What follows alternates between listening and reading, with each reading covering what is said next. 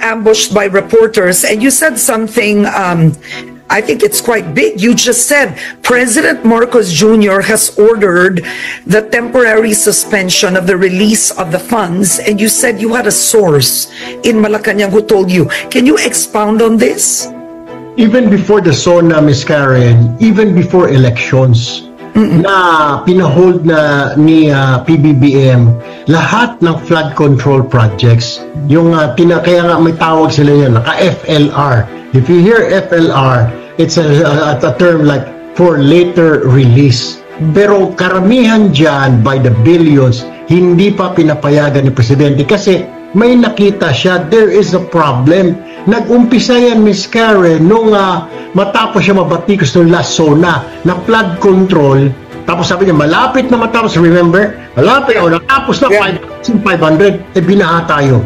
Medyo na-shock din yung Pangulo, like what happened? Kinausap niya ang DPWH, as according to my sources. Nag-usap sila, sabi, sir, may mga flood control kasi na hindi naman talaga nakatiwangwang lang, nakatenga lang dyan. It's not, wala talaga. Hindi nagamit. So ginawa ni PBBM, hinold lahat itong for this year, lahat ng flood control na dahil nakita niya kalokohan at nakita niya napakalaki, tinitignan niya, bakit ito? Wala namang baha dito pero may flood control siya. Bakit naman dito? Dapat dito yung flood control. Tapos nakita niya na may mga lugar na sobrang laki ng flood control. Tapos isang company lang ang gumagawa. Tapos unfortunately, may-ari pa, politiko.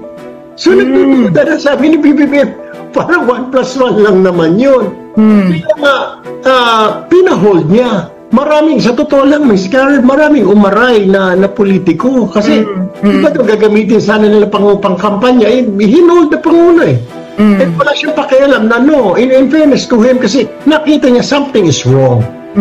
So, kaya nga, ngayong SONA, expected ko na yun, na itatackle niya yung flood control na yan nung SONA. Kaya nga, nagpapalakpakan mga tao. Kasi, alam na lahat, Ms. Karen, wala tayong maayos na flood control. Kaya nga, during election campaign, I was saying, hayaan na ang flood control sa DPWH. Hindi trabaho ng politiko mag-identify ng mga baha. Trabaho yan ng Public Works and Highways. Total, every city, every town, every district, meron naman district engineer, di ba?